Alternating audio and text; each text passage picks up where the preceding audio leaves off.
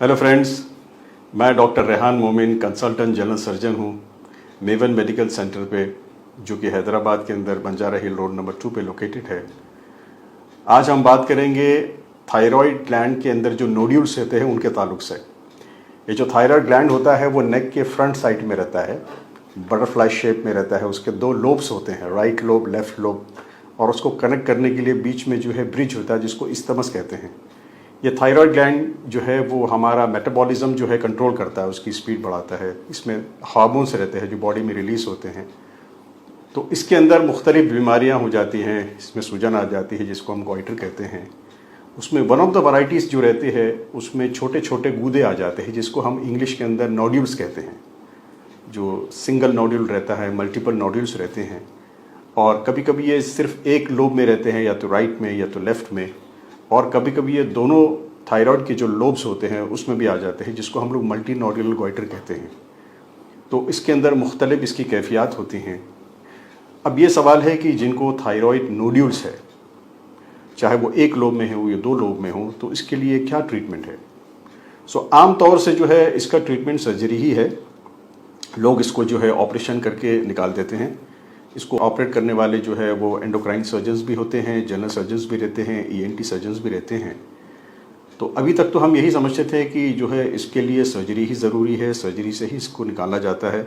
अब सर्जरी करने में इसके दो तरीके हैं। जो आम तरीका जो है, पुराना तरीका है कि इसको जो है गले के नीचे जो है एक लंबा जो है ट्रांसवर्स इंसिजन और कट लिया जाता है, और फिर इस थायराइड ग्लैंड तक पहुंचकर जो है उसको आइसोलेट किया जाता है, और उसको जो है कट करके नोड्यूल्स के साथ थायराइड ग्लैंड भी निकाल दिया, यानी थायराइड ग्लैंड का वो हिस्सा जिसमें नोड्यूल्स है उसको कट करके निकाला जाता है। तो अगर वो एक लोब तक महदूद है तो एक लोब निकाला जाता है जिसको हेमीथायरॉयडेक्टोमी कहते हैं, और अगर वो दोनों लोब्स के अंदर वो नोड्यूल्स मौजूद है तो फिर जो है उसको थोड़ा सी हिस्सा थायराइड का छोड़कर जो है वो जो है सब टोटल थायरॉयडेक्टोमी किया जाता है। Most of the part of the thyroid gland को है निकाल दिया जाता है।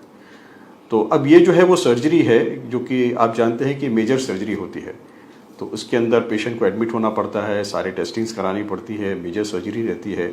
इसमें कुछ नर्व्स रहते हैं, नसें रहती हैं, जिनको बहुत संभाल के ऑपरेशन किया जाता है।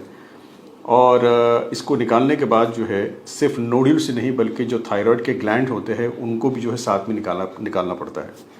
तो जब थायराइड ग्लैंड निकल जाता है, चाहे वो आधा हिस्सा हो या पूरा हो या ऑलमोस्ट, तो उसके बाद जिस बात के लिए लाजिम है मरीज़ को कि उसको थायराइड की जो गोलियां होती है, थायरॉक्सिन जो टैबलेट्स होते हैं, उस पर उनको लाइफ लॉन्ग रहना पड़ता है। और इसके दो तरीके हैं, जैसे मैंने कहा कि एक तो ओपन सर्जरी से किया जाता है, और उसके बाद कई जो उस पर टेक्निक्स के अंदर जो है वो इजाफा हुआ है, और अभी भी रिसेंटली उसको जो है एंडोस्कोप के ज़रिए से भी किया जाता है, यानी छोटे छोटे कैमरे या पोर्ट्स अंदर डाले जाते हैं मुंह के ज़रिए से इंट्रा ओरल, और ये सीने और बगल के पास से भी छोटे से इंसिजन लेके जो है वो पोर्ट्स डाले जाते हैं, और मॉनिटर पे, कंप्यूटर पे देखकर उस थायराइड ग्लैंड को निकाला जाता है। तो उससे ये बेनिफिट रहता है कि निशान नहीं रहता, लेकिन अलबत्ता नोड्यूल्स के साथ साथ ग्लैंड का हिस्सा भी निकाला जाता है, और पेशेंट को जो है लाइफ लॉन्ग थायरॉक्सिन टैबलेट पे रहना पड़ता है। It's a major procedure, it's a major operation. इसके बनिस्बत जो है नई टेक्नोलॉजी आई है जिसको कहते हैं कि थर्मल एब्लेशन। माइक्रोवेव के ज़रिए, एक मशीन है माइक्रोवेव जिसके ज़रिए से माइक्रोवेव थर्मल एब्लेशन किया जाता है, यानी वो जो छोटे छोटे गूदे होते हैं उसको एब्लेट किया जाता है, उसको ख़त्म कर दिया जाता है उसके रेस के ज़रिए से।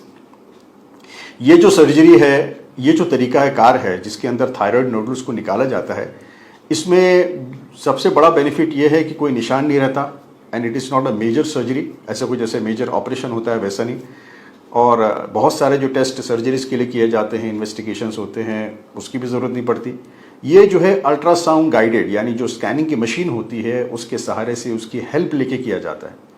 तो इसको जो है स्कैनिंग के ज़रिए से उन जो नोड्यूल्स रहते हैं, जो गूदे रहते हैं, चाहे वो राइट लोब में हो, लेफ्ट लोब में हो या स्टमक पे हो, उन तक पहुंचा जाता है, और एक नीडल के ज़रिए से जो है वो माइक्रोवेव एब्लेशन, जो थर्मल एनर्जी है, उसको डिप्लॉय किया जाता है। तो जिससे जो गूदे होते हैं वो छोटे छोटे होकर जो है बिल्कुल ख़त्म हो जाते हैं।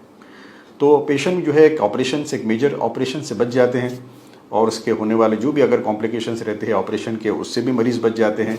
और सबसे अच्छी बात इसकी ये है कि इसमें सिर्फ गूदे जो होते हैं, जो नोड्यूल्स होते हैं, उन्हीं को टारगेट किया जाता है और उनको ही जो है निकाला जाता है। तो पूरा थायराइड ग्लैंड जो रहता है वो पेशेंट का महफूज रहता है, बच जाता है। तो जैसे सर्जरी के अंदर जो है थायराइड की जो ग्लैंड निकालने के बाद पेशेंट को लाइफ लॉन्ग थायरॉक्सिन टैबलेट पे रहना पड़ता है। Microwave ablation of thyroid nodules जब किया जाएगा मरीज को, तो उसके अंदर जो है चूंकि ग्लैंड नहीं निकलता, इसीलिए मरीज को जो है थायरॉक्सिन टैबलेट लाइफ लॉन्ग लेने की ज़रूरत नहीं है।